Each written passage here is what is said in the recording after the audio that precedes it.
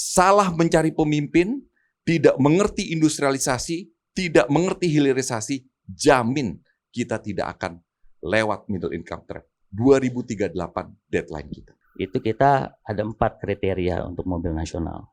Yang pertama, 80% adalah sumber dayanya dari Indonesia sendiri. Kita punya, ya, lokal. LFP ini adalah alternatif cadangan. Tetapi baterai terutama untuk gadget tetap harus menggunakan nikel. Nah, jadi menurut saya nggak ada alasan kita takut bahwa nikel itu nanti kadaluarsa. Satu. Yang kedua, bagusnya mobil nasional adalah recycle-nya bisa ada di Indonesia.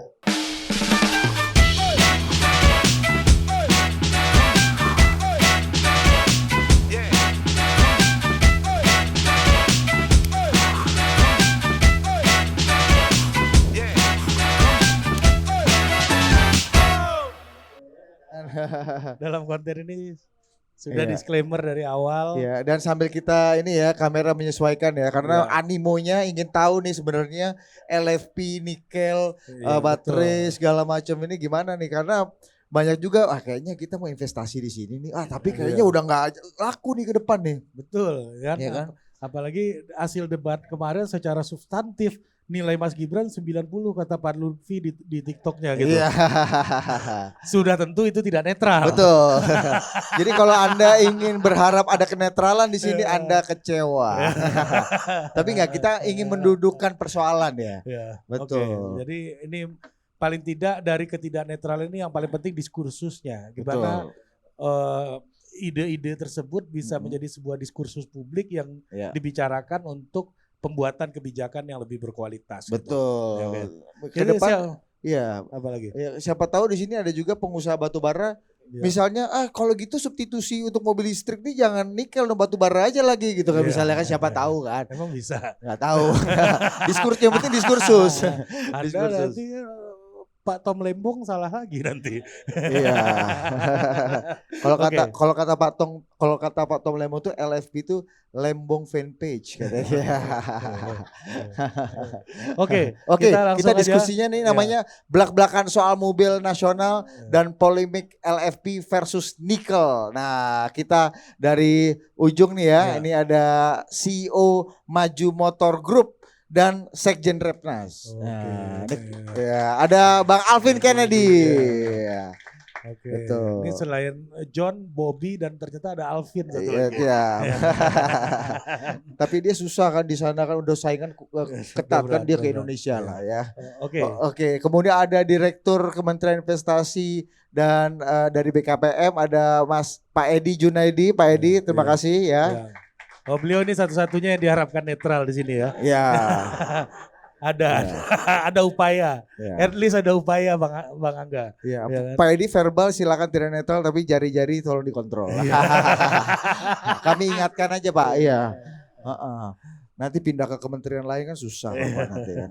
Oke, kemudian kita yang berikutnya nih, lo perkenalkan. Sangat terkenal dengan kecepatan mobil-mobilnya ini kan. Anggota DPR RI Bang Moreno Suprapto. Mas Moreno maju lagi nggak? Insya Allah. Oke. Itu mobil balap tuh bisa mundur nggak itu?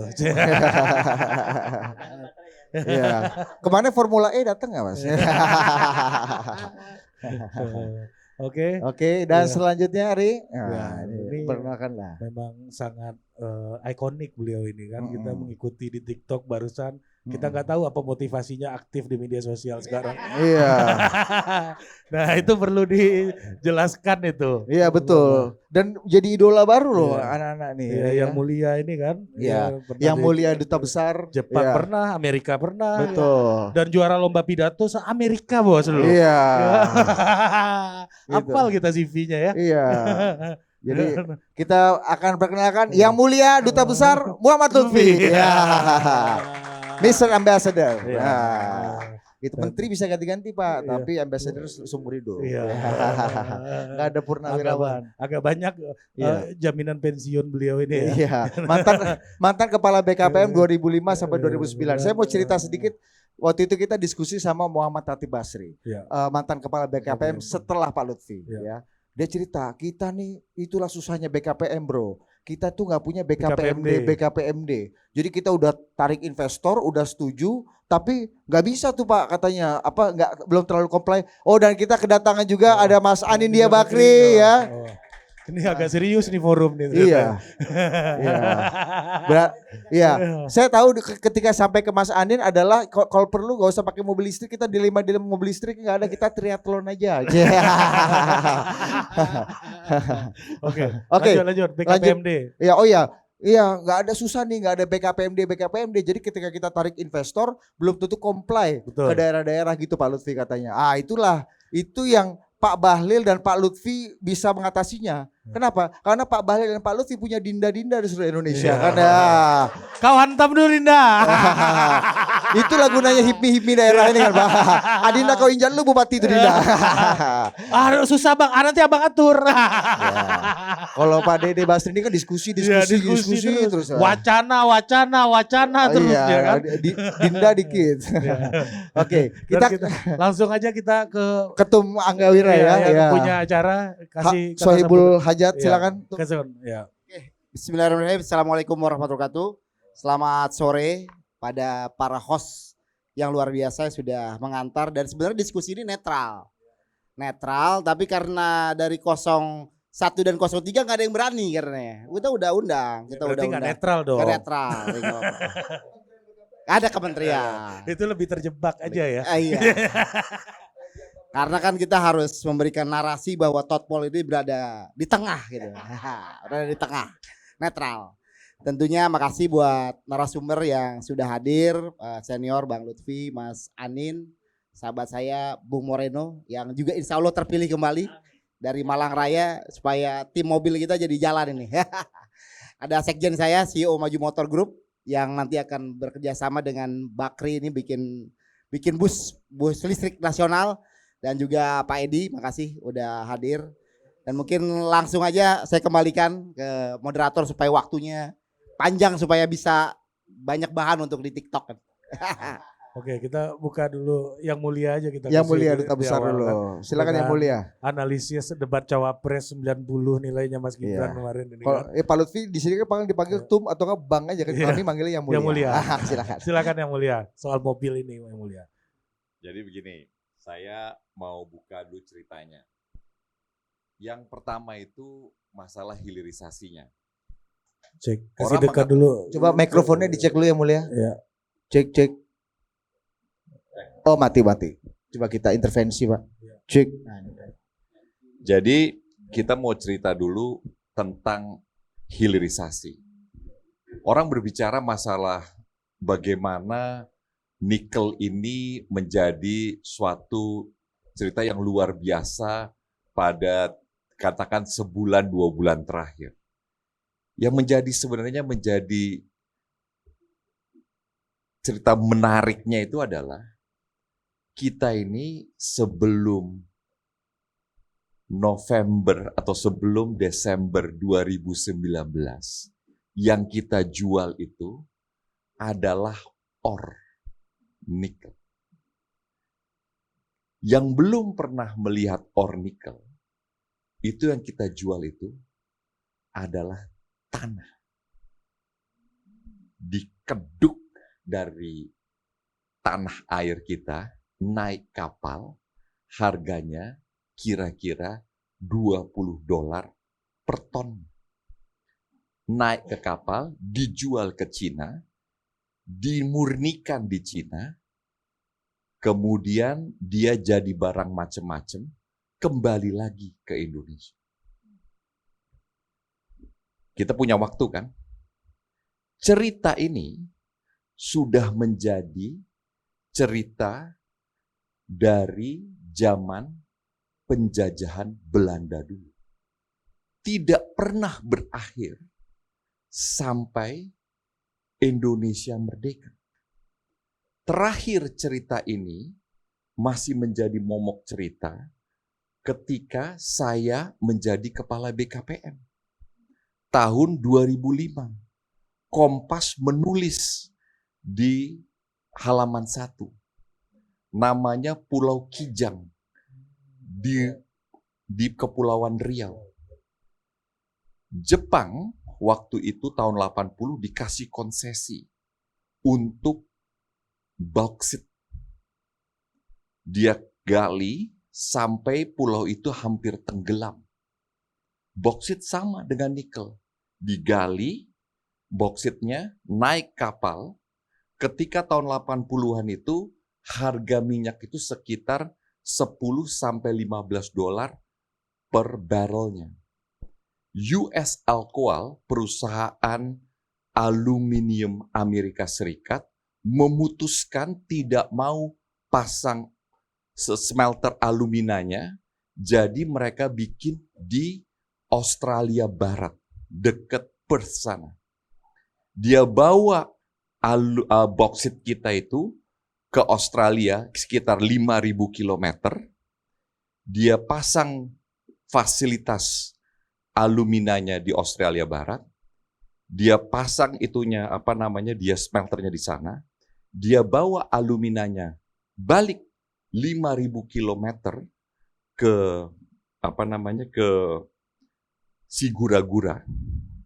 Dia masukkan karena listriknya murah di Sigura-gura itu. Aluminiumnya dibikin aluminium smelter di sana. Ingotnya dia ekspor oleh Sumitomo, dijual ke Jepang menjadi engine block 7.000 km di Tokyo, masukkan ke dalam Toyota, Suzuki dan Daihatsu, dimasukkan ke dalam engine block, balik lagi itu engine block dalam bentuk Toyota dan Daihatsu dan Suzuki ke Indonesia dalam bentuk mobil. Itulah mobil yang kita masukkan ke dalam yang namanya CKD, Complete Knockdown. Indonesia jual apa? Kita jual namanya tanah air kita. Harganya pada saat itu tidak ada. Jadi, waktu Pak Jokowi melarang Desember 2019 untuk tidak lagi menjual tanah dalam bentuk ore, nikel, dalam hati saya, waktu itu saya bukan apa-apa. Dalam hati saya, beliau adalah pemimpin Indonesia yang benar. Dan yang waktu itu menyetop pada saat itu adalah kepala BKPM. Dalam hati saya, ini Bapak Bahlil Lahadalia gak ada kewenangannya pada saat itu. Karena yang mestinya nyetop itu adalah Menteri Perdagangan mestinya. Tapi karena kekompakan beliau atas izin Bapak Presiden, Desember 2019 saya ingat pada saat itu, tidak ada lagi, semua dipanggil pada saat itu yang berkonektivitas dengan nikel, tidak ada lagi yang boleh ekspor. Saya lihat itu neraca perdagangan, Desember 2019, ekspor ore kita yang berbasiskan nikel 1,1 miliar dolar. Kita belum bicara baterai, ya.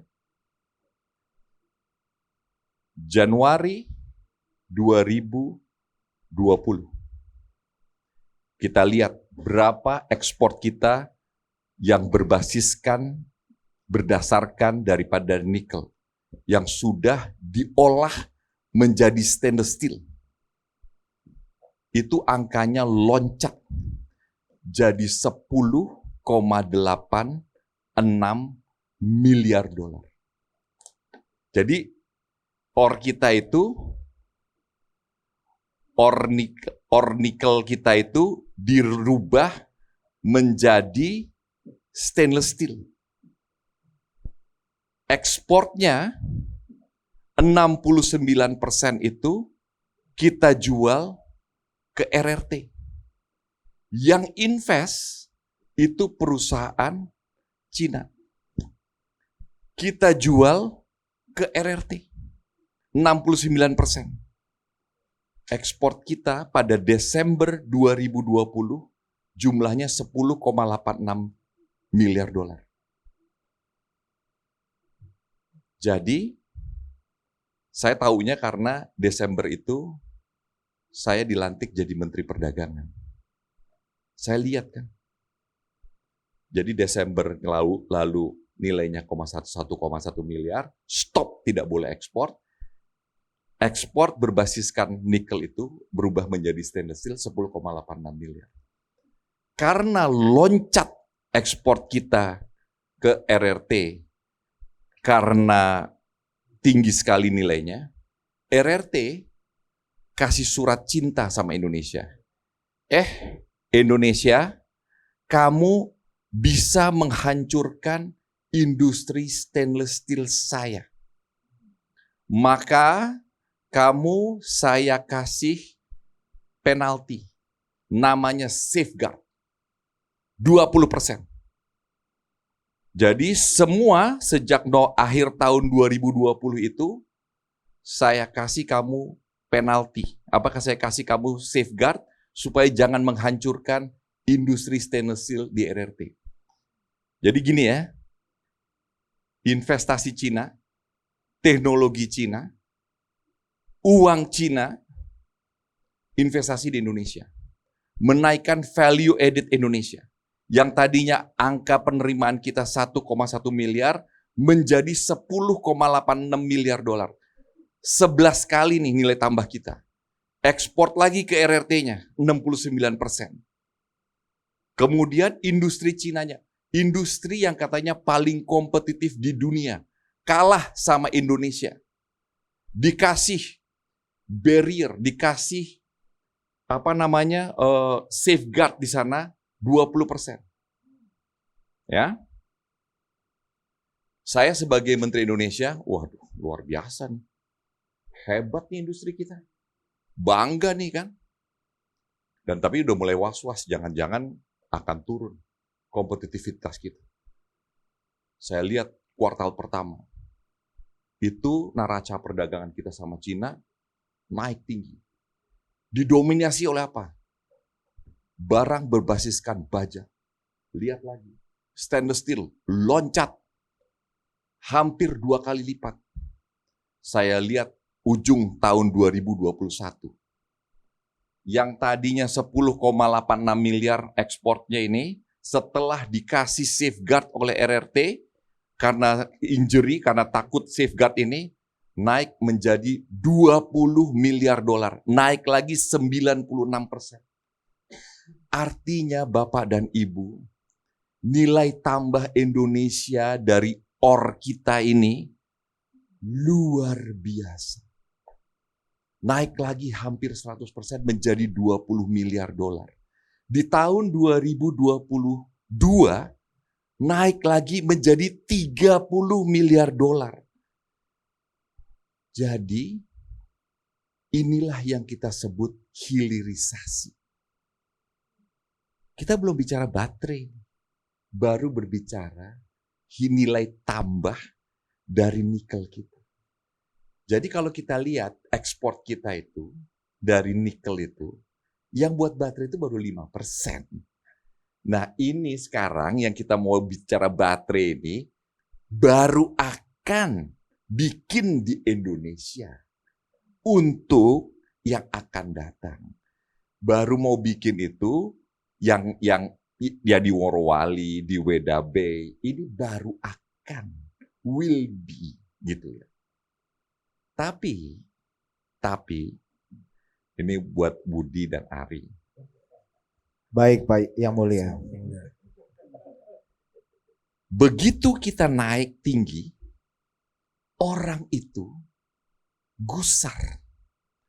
Karena kita ini tiba-tiba menjadi jagoan. Begitu kita menjadi jagoan, ini kayak reserve ya.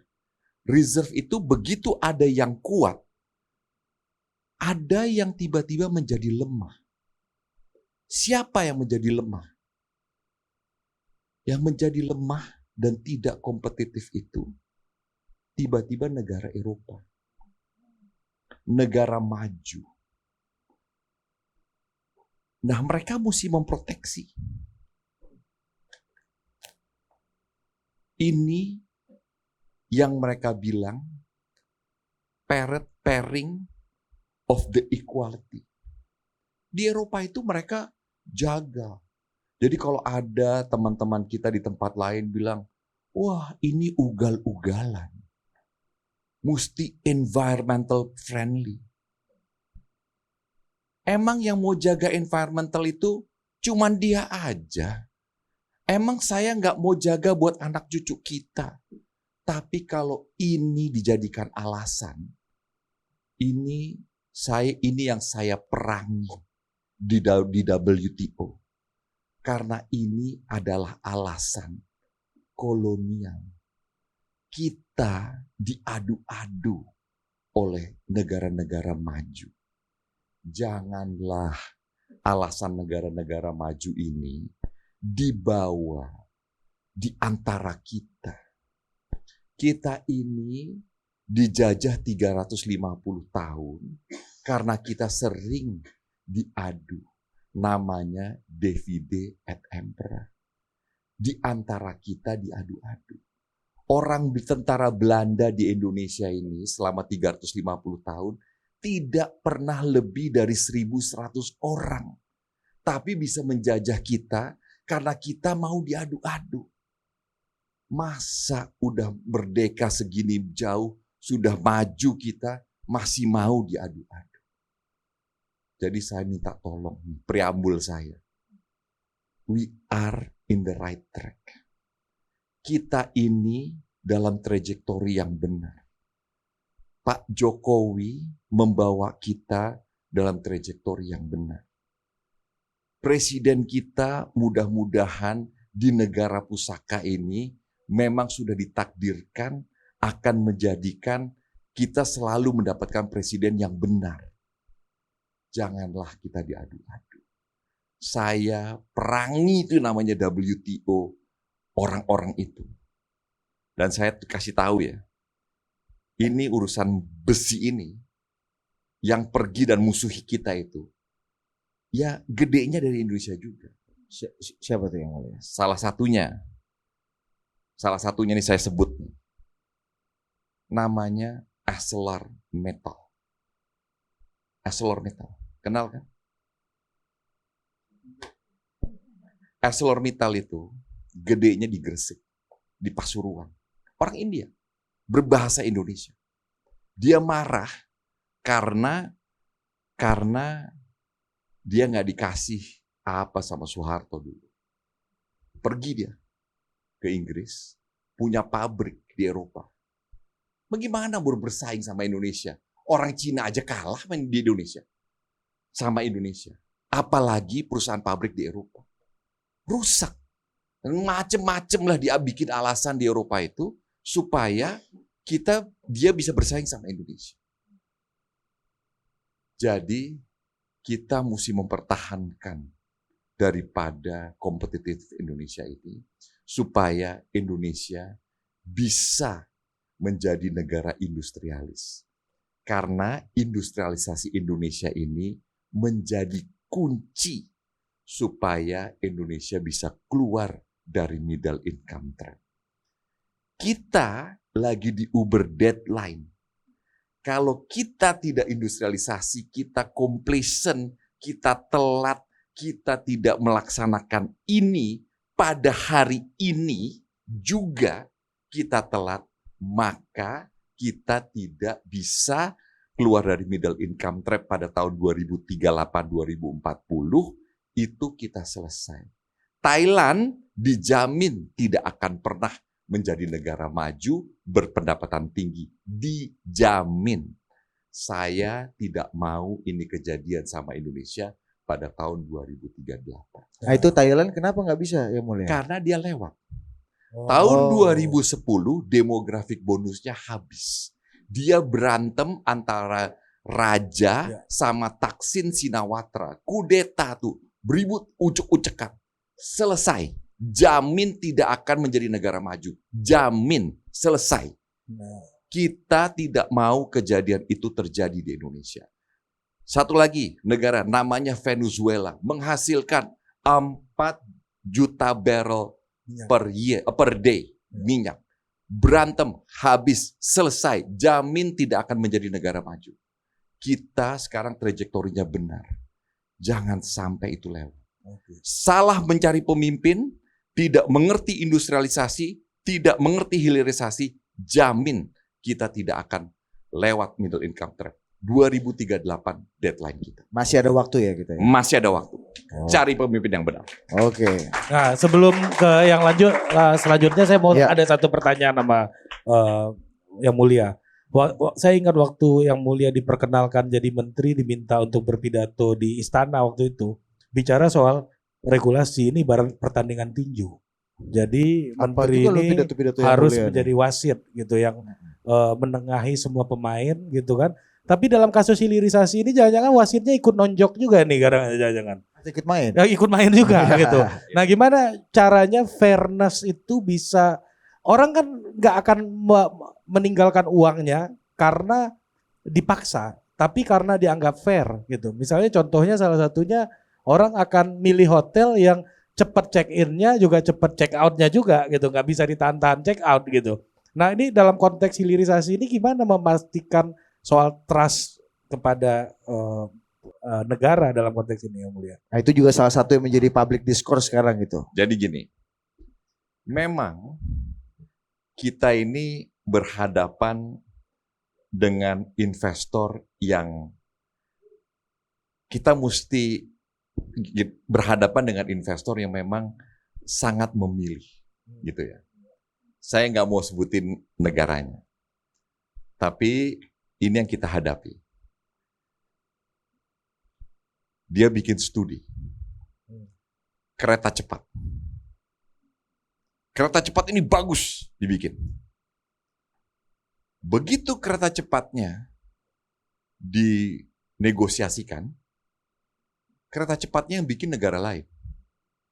Dia bilang bahwa kereta cepat ini jelek. Dia bilang hilirisasi. Hilirisasi ini bagus karena bisa industrialisasi tiket untuk keluar dari middle income trap. Begitu hilirisasinya dibikin oleh negara lain, dia bilang hilirisasi ini jelek. Jadi, ini yang disebut namanya subjektivitas. Kebetulan, presiden kita ini memang berani dan gagah perkasa. Gitu kan. Beliau ini kalau saya analogikan, kayak supir Medan. Supir Medan tuh begini. Naik nggak naik, kita jalan. Dan yang jalan ini kebetulan juga berani investornya. Jadi Pak Luhut ada di mana nih? Kenek apa? ini keneknya. Oh, kenek ya. Ini keneknya juga jago, gitu kan ya. Sangat berani. Dan kebetulan, ini minta maaf. Ya ini perjumpaan. Perjumpaan yang memang saya bilang tadi, Indonesia Pusaka itu. Saya perhatikan, gitu kan. Misalnya yang teknologi dari Tiongkok.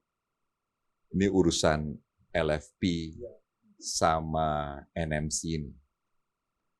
Kalau orang, gitu kan ya, mungkin kalau teknologi yang di seberangnya Cina itu, mereka pilih satu. Yang ini aja, gitu kan. Taruh 10 miliar dolar. Orang ini, dia invest dua-duanya. Di tempat kita juga dua-duanya. Oh, kayak investor politik ya. Hah? Ya mungkin, gitu kan. Jadi, dia invest di Indonesia, dua-duanya juga. Jadi yang satu dia invest, yang satu dia invest. Nanti yang menang, dia ambil satu. Karena kenapa? Mereka punya penduduk 1,3 miliar. Kalau tetangganya cuma 100 juta dan menua. Setiap tahun hilang penduduknya 100 juta. Gitu loh. Sedangkan mereka melihatnya ke depan ini penduduk dunia akan bertambah terus dan rakyatnya masih 1,3 miliar. Jadi memang mereka melihat risiko itu berbeda dengan banyak negara maju di mana penduduknya itu sudah menurun. Gitu loh. Nah, kita melihat penduduk kita ini kan bertambah terus sampai 2038. Jadi appetite melihat risiko itu berbeda dengan banyak negara maju. Perancis negaranya menurun. Jerman negaranya menurun penduduknya. Amerika meskipun maju, dia berbeda dengan negara-negara lain. Jadi, di sini perbedaannya. Nah, kita yang saya cerita tadi, ini supir Medan sama kenet Medan, ketemu sama negara yang kita belum pernah ketemu dua-duanya. Dulu ada, nggak tahu mungkin yang muda-muda ini nggak pernah ketemu video ya. Video itu dulu ada dua, namanya Betamax sama VHS. VHS tuh. Nah, kalau yang teman kita dari Tiongkok ini, oh ada dua nih, ya udah kita invest aja dua-duanya. Nanti mana yang menang, kita ini dua-duanya, kita pilih yang menang. Nah ini yang kejadian, gitu loh. Karena kenapa? Mereka berkepentingan untuk dua-duanya. Karena dua-duanya inilah masa depan mereka. Berbeda dengan teman kita, investor kita di tempat lain, gitu loh. Ini yang berbeda. Oke, ngerti. Pak, tepuk tangan. Mantap juga pengusaha pengusaha ini ya. Iya. Tahu aja lo logo. Oke. Jargon. Dia Dinda ngarep bang. Iya. Kita Total Politik ini nggak bisa masuk HIPMI apa deh? Nggak, kamu nih iya kamu nih karyawan kita udah 20 loh bang. Iya. Tapi terlalu ultra mikro nih kayaknya. Oke, kita lanjut ke Mas Anin. Iya. Ya. Silakan. Gimana Mas Anin? Gimana nih melihat peluangnya nih Mas? Iya. Apakah kita seoptimis Pak Yang Mulia ini atau gimana sih ini kita ya? Ya, kita pilih Anda juga nih bukan karena apa-apa, karena Anda kantor paling deket aja. Silakan Mas. Silakan Mas Anin. Ya kalau Yang Mulia sudah bicara, ya kita rakyat jelata ya ikut. Jadi mungkin untuk melanjutkan optimisme, saya juga optimis. Mungkin kita mulai dengan dua data yang sederhana aja. Pertama, PDB per kapita kita ini kan sekitar $4.500. 5.100 terakhir. Nah, kita nih di G20, 20 negara yang terbesar. Average-nya mungkin sekitar 25.000. Ya. Jadi kita bangga menjadi presiden G20 dan harus bangga karena masuk menjadi satu-satunya negara Asia Tenggara. Ya. Tapi ya kita 25.000, 5.000. Ya. Angka kedua, rata-rata daripada pengeluaran karbon emisi dunia itu kira-kira 4,5 atau 5 lah juta ton CO2 per orang. Rata-rata. Amerika, Kanada 15, Cina 7, Indonesia 2. Nah, jadi dua hal tersebut. Jadi ketika kita bicara mengenai pertumbuhan, kita mesti gedein $5.000, tapi kita nih CO2 emisinya masih jauh di bawah rata-rata. Nah, yang tadi Yang Mulia cerita mengenai geopolitik itu benar. Itu wajar bahwa orang yang sudah mapan 300 tahun pasti tidak suka melihat orang lain mau ikutan mapan. Itu suatu hal yang lazim lah. Tapi kita juga lama-lama kan sekolah juga, ya kan. Kita kan juga bukan istilahnya anak kemarin sore. Nah, kemarin saya kebetulan balik dari World Economic Forum. Di situ yang menjadi pembicaraan itu dua. Pertama, dunia ini lagi pecah dengan perang di mana-mana. Rusia, Ukraina belum selesai, Gaza belum selesai, sekarang Red Sea Crisis juga jalan. Yang hubungannya kemana-mana lah. Tapi singkatnya 3 negara yang jadi primadona. Diharapkan, karena Cina juga dianggap sedikit melambat. Yang pertama adalah tentunya Indonesia, kedua India, ketiga Saudi Arabia. Nah, tiga-tiganya ini mereka punya strategi masing-masing. Jadi kita mesti istilahnya tuh picking winner. Nah, kalau misalnya Saudi, ya dia dengan duit segitu banyak, bikin industrial park, dia biayain dengan sovereign wealth fund-nya, semua disuruh datang. Panas-panas deh, tapi saya kasih duit. Gurun-gurun deh, saya kasih duit. Kalau India, kalau dulu kan kita dengar made in China. Nah, kalau India make in India, jadi buatnya di India. Nah, tapi buatnya bukan sembarangan, ada nilai tambahnya yaitu semiconductor. Untuk gambaran, di bus listrik itu ada 3.000 chips satu bus. Nah, India mau fokus di situ. Indonesia mau fokus di mana? Ya, mumpung di bawah tanah ada banyak kata orang critical minerals seperti nikel, ya wajar lah kalau hilirisasi. Dan hilirisasi atau bahasa dulunya industrialisasi itu bukan hal baru. Jadi mana-mana dilakukan. Bahkan paling ngetop dulu kan ya kalau kita nonton Peaky Blinder tuh di Manchester ya, bener ya? Bener ya? Ya. Itu kan pertama kali kita lihat belajar industrialisasi kan. Nah, dilakukan di Inggris dengan batu bara, mereka menikmati bisa menjadi jagoan lah dari sisi perang dunia pertama dan kedua. Pertama lah paling enggak. Nah, tapi sekarang ya kita kan mesti berpikir lebih maju lagi. Kenapa nikel menarik? Karena tadi disampaikan bahwa jual tanah dapat 1, jual stainless steel dapat 30. Stainless steel itu kalau iPhone tuh iPhone 2 lah. Ini iPhone 5 tuh baterai gitu kan. Dan critical mineral ini bukan hanya nikel, masih banyak lagi. Indonesia jagoan semua. Nikel orang bisa berdebat mau NMC, mau LFP. Tapi tetap saya rasa nikel akan tetap besar. Tapi kalau bauxite itu buat badan tuh, badan mobil tuh. Mau kiri mau kanan pakai badan mobil sama aluminium. Belum lagi copper, belum lagi zinc, tin dan lain-lain. Jadi saya rasa yang menarik ialah hilirisasi ini bukan saja bisa membuat nilai tambah yang luar biasa, tapi bisa membawa kesejahteraan lebih merata. Kenapa? Karena critical mineral ini kebanyakan ada di timur. Di mana-mana kita bicarakan Jawa, Bali, ya Sumatera lah, ya kan. Nah ini pada banyaknya di timur. Nah belum lagi mimpi-mimpi kita kan, kalau bisa memproses yang di bawah tanah tadi dengan energi di atas tanah, misalnya solar energy, hydro, apalah wind, itu kan produknya akan menjadi semakin premium. Udah produknya nilai tambahnya banyak, diinginkan untuk dekarbonisasi dengan teknologi yang maju dan terbarukan. Nah, tadi kita bicara mengenai Cina ya. Untuk gambaran, Cina tahun 2023 itu buat solar energy 200 gigawatt. Untuk gambaran, Indonesia itu punya 75 gigawatt ya kali ya, yang mulia ya, kurang lebih segitu ya. Total listrik kita 75 gigawatt. Cina bikin 200 gigawatt hanya untuk solar. Kalau wind by the way 70 juga. Amerika itu istilahnya total sepanjang sejarah bikin solar energy ya 200 juga. Jadi memang kadang-kadang kalau kita ke dunia barat, karena kita semua ini banyak edukasi kan orientasi ke barat, itu ya kita susah juga sama mereka. Di satu sisi Cina itu ya datang mau dibilang apa dengan teknologi, bahkan di awal-awal tenaga kerja supaya cepat naiknya.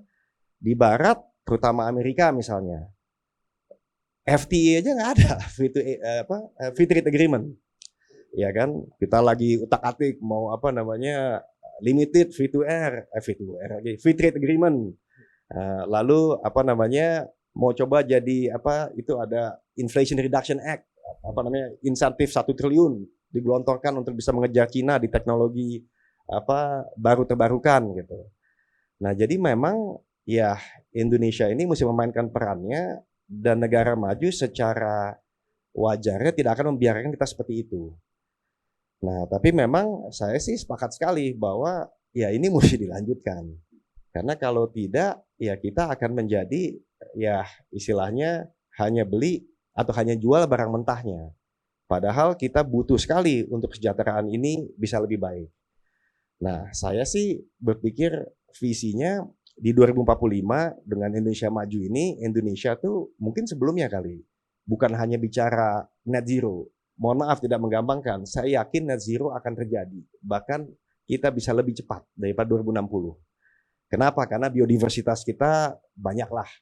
Mau yang namanya forest, peatland, mangroves di bawah laut pun banyak.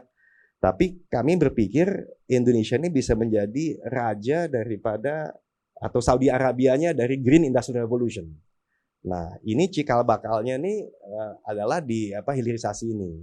Jadi kalau saya sih bullish dan nggak banyak loh kesempatan yang kita lihat bintangnya itu sejajar. Susah nyarinya. Mungkin ini once in a generation alignment. Lebih dari ini mau ngapain? Kita mau bikin chips gitu. Ya, saya datang ke salah satu perusahaan di Cina yang dulu supply telekomunikasi, PhD-nya 100.000. Nyari di mana kita 100.000? Seperti itu kan. Tapi kalau tiba-tiba negara lain ada nikel, ada copper kan enggak. Nah, masalah teknologinya ya kita bisa cari. Yang penting ialah gimana kita bisa membangun ini semua, tapi juga pemerataan kesejahteraan juga jangan. Mas, izin Mas, ini soal PhD 100.000 ini Mas. Iya. Ini gimana? Ini masih make sense gak kita mengejar itu juga? Sebagai SDM, sumber daya manusia untuk hilirisasi ini loh.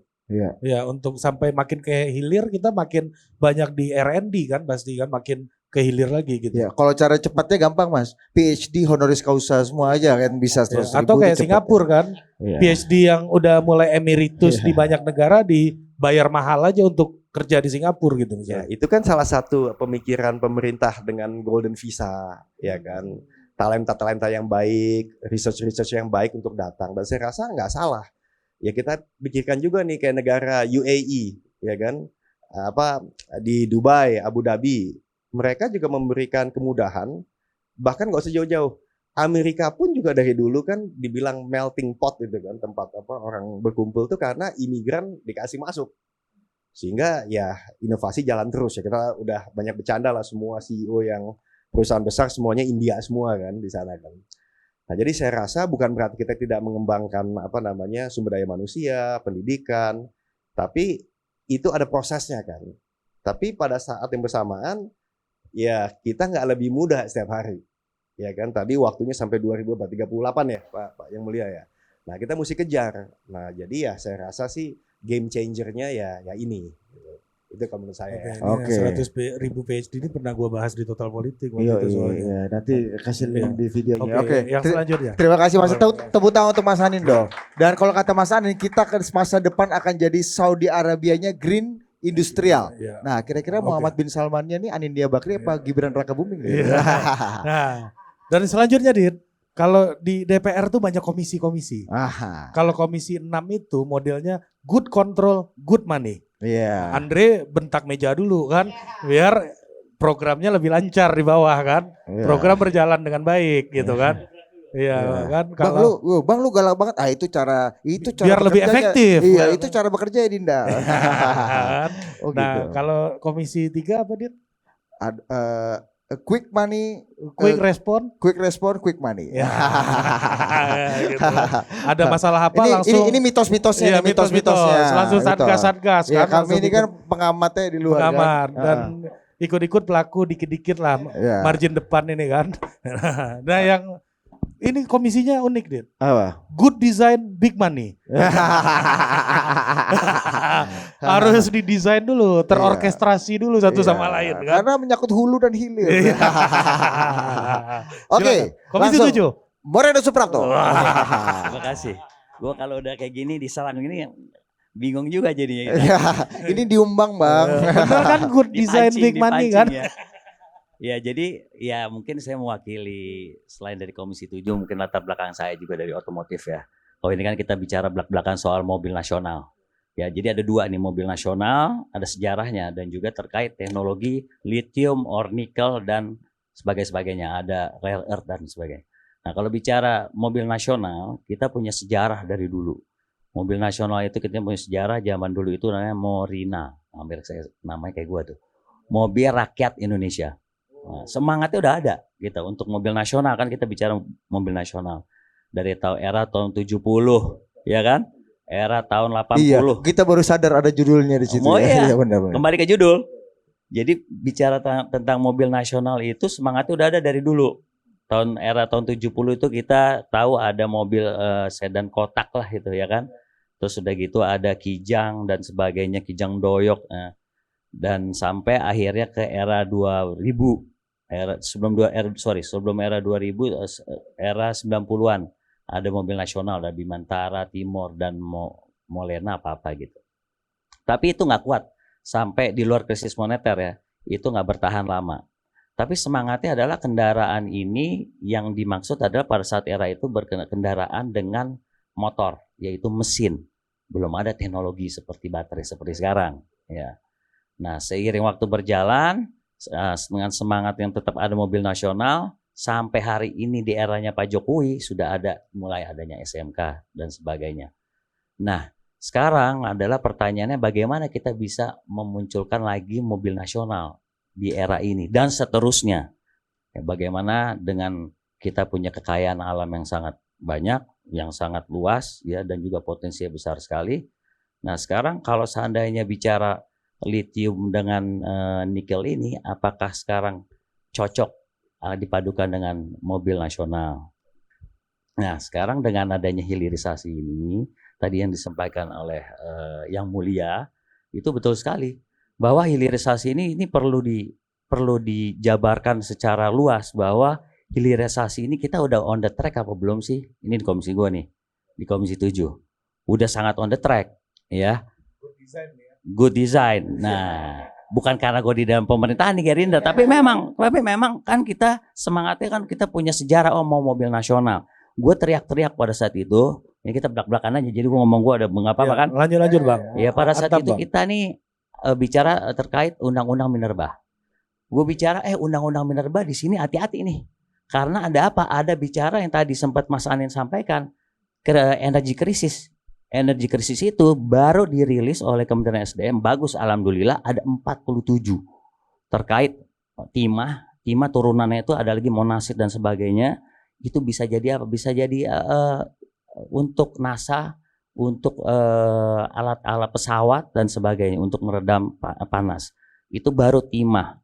Dan juga nikel selain turunannya itu udah industri militer, untuk kesehatan, oil and gas, ada pipa untuk menahan panas dan juga untuk otomotif yang saat ini kita sudah berjalan ya. Jadi kalau dibilang oh itu kita udah nggak pakai baterai, belum sampai sana dan kita sebentar lagi menuju ke situ. Dibilang oh pakai ini, pakai lithium, oh pakai nikel. Jadi bicaranya itu nggak tahu kita ini udah posisinya di mana. Ya dong, kalau seandainya kita mau menggolkan sesuatu kita harus tahu dulu kita ini posisinya ada di mana sekarang dan kita tahu on the right direction apa enggak.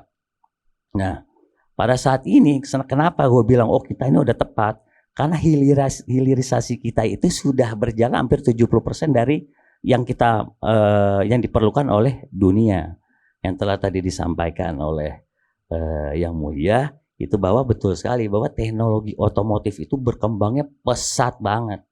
Dulu waktu gue balap itu kita sempat sebelum rame-rame terkait adanya baterai ini, kita dulu mengembangkan, gue dulu sebagai jokinya. Ya sebagai joki, sebagai pembalapnya gue cuma disuruh nyoba, oh itu bagus apa enggak, bahwa ada teknologi itu hybrid.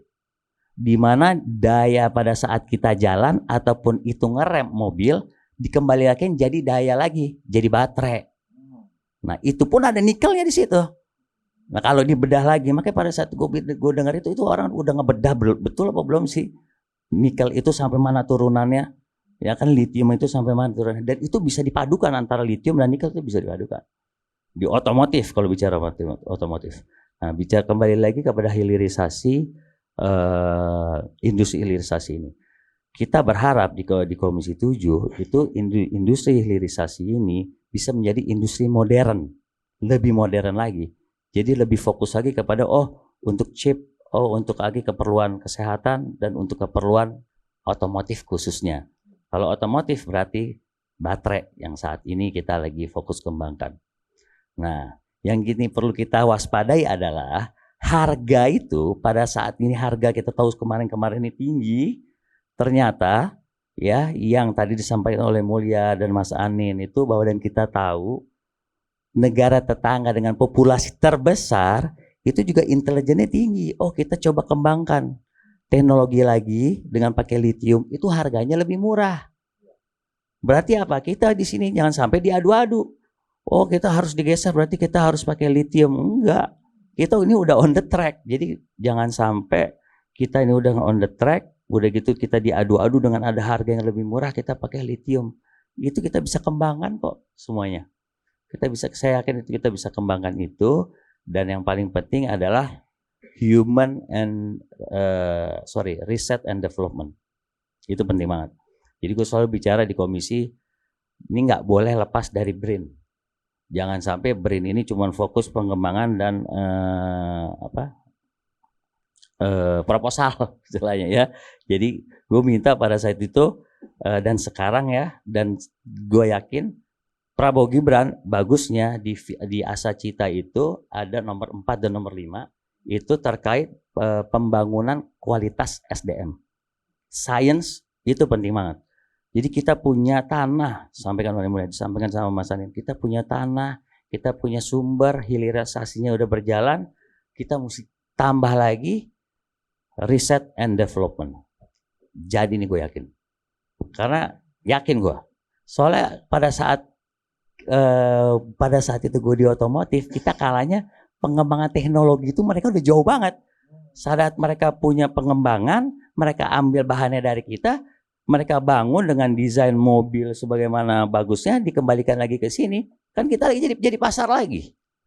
Nah, namun saya berharap di sini dengan udah ada pengusaha dan ada juga Mas Alvin ya di sini, itu kita ada 4 kriteria untuk mobil nasional. Yang pertama, 80% adalah sumber dayanya dari Indonesia sendiri. Kita punya, ya, lokal. Dan juga produsen pabriknya ada di Indonesia. Walaupun nanti mau shortcut kita kerjasama dengan luar negeri, tapi material yang poin pertama dari 4 kriteria itu sudah ada di Indonesia. Yang kedua, pabrik ada di Indonesia. Yang ketiga, hak cipta ya ada di Indonesia. Dan yang keempat itu kalau nggak salah,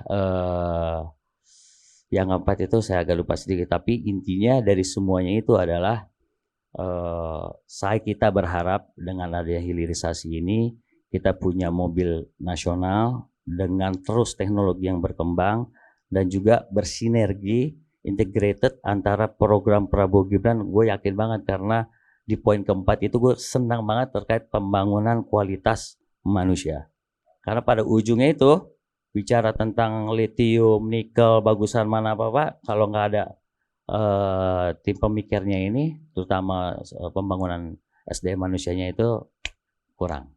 Jadi kalau dulu dari 4 poin itu kita mana yang nggak kita punya sehingga mobil nasional itu cuma jadi kosmetik aja dulu zaman waktu itu. Kalau yang gue pelajarin itu ya mungkin salah satunya juga ada kondisi politik ya dari internasional, terus sistem terus moneter juga, dan juga nggak adanya yang tadi gue bilang fokus kepada pembangunan manusianya untuk pembangunan sainsnya. Jadi mereka itu untuk bikin blok itu mungkin bisa ada moldingnya sendiri. Tapi untuk pengembangan teknologi sampai dari kan pertama karburator dari dulu, udah gitu injection. Nah itu terus berkembang. Nah itu kita telat di situ. Gitu. Oke, Pak Ben. Thank you. Kita bergeser tepuk tangan untuk Mas Moreno. Ya. Kita bergeser ke Pak Edi kali ya. Iya, Pak Edi Junaidi sebagai perwakilan kekuasaan. Iya. Walaupun yang lain juga merasa mewakili, Pak ya. Yang lain juga merasa mungkin sama berkuasanya dengan Anda. Apa Pak? Silakan Pak. Ya, Anda jangan ya, lanjut Pak. Ya. Baik. Terima kasih. Langsung saja barangkali tadi sudah begitu runtut dan clear disampaikan oleh Pak Lutfi dan Bang Adindia juga Bang Moreno. Saya sebenarnya siapkan sebuah presentasi singkat tapi mungkin saya akan membagi menjadi 2 gitu ya. Yang pertama terkait dengan hilirisasi, jadi nggak usah ditanyakan satu-satu, jadi mungkin mengikuti apa yang saya sampaikan saja. Terkait hilirisasi, kenapa hilirisasi itu penting? Ini menegaskan kembali, jadi di tahun 2023 kemarin baru tanggal 20 Januari dirilis oleh Pak Menteri alhamdulillah kita berhasil mencapai realisasi investasi 100% lebih dari 1.400 triliun target. Itu bukan angka yang kecil, yang cukup besar dan alhamdulillah bisa kita raih. Dan dari 1.400 triliun target investasi itu 26% atau 375 triliun itu merupakan realisasi yang berasal dari sektor hilirisasi. Nanti bisa ditanyakan datanya. Nah ini berarti apa? Demikian besarnya potensi hilirisasi dalam investasi. Tahun ini memang baru kita ukur, tahun-tahun sebelumnya sudah ada patternnya tapi baru kita ukur tahun 2023 ini. Nah, kemudian kalau memang ada anggapan mau itu kan hanya di level nasional, mari kita lihat, saya akan coba mengambil 3 daerah saja yang menjadi pusat epicentrum smelter, misalnya ada Sulawesi Tengah, ya kan, Morowali, diwakili Morowali, kemudian Maluku Utara, seperti itu, dan Konawe, Sulawesi Tenggara. Mungkin bisa ditayangkan datanya. Di Morowali itu angka pertumbuhan ekonominya di tahun 2022 dicatat itu 28%. Ini tadi saya sampaikan angka realisasi investasi yang dari sektor hilirisasi 375% atau 26%. Nah langsung jam saja kepada Morowali itu 28,21 di tahun 2022. Kemudian di Konawe itu 15% dan di Maluku Utara 25%. Jadi 3 daerah ini mendapatkan efek langsung dari hilirisasi.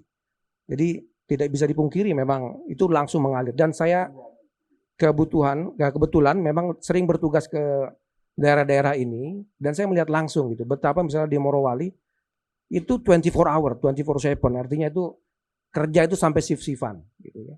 Yang jam 8 sampai jam 4 terus-terusnya. Jadi demikian mobilitasnya demikian tinggi sehingga wajar sekali misalnya angka realisasi investasi ini mencapai 28, sekian persen. Dan saya kira kondisi yang sama juga terjadi di Maluku Utara dan di Konawe. Dan yang selanjutnya saya ingin mengajak kawan-kawan semua tentang seperti apa sih cadangan nikel kita misalnya. Cadangan nikel kita itu 52% dari reserve dunia. Jadi bisa dibayangkan betapa besarnya. Saat ini ada 5 miliar ton, terdiri dari 1,5 miliar limonit atau yang kadar rendah dan 3,5 miliar yang kadar tinggi. Nanti barangkali perlu ada diskusi khusus ya untuk trajektori atau mendalami ini. Tapi kira-kira sekarang ini yang kita dorong adalah yang sifatnya limonit. Jadi 52% dari reserve dunia itu ada di kita. Jadi bisa dibayangkan di data Pak. Iya betul. Laterit. Betul Pak.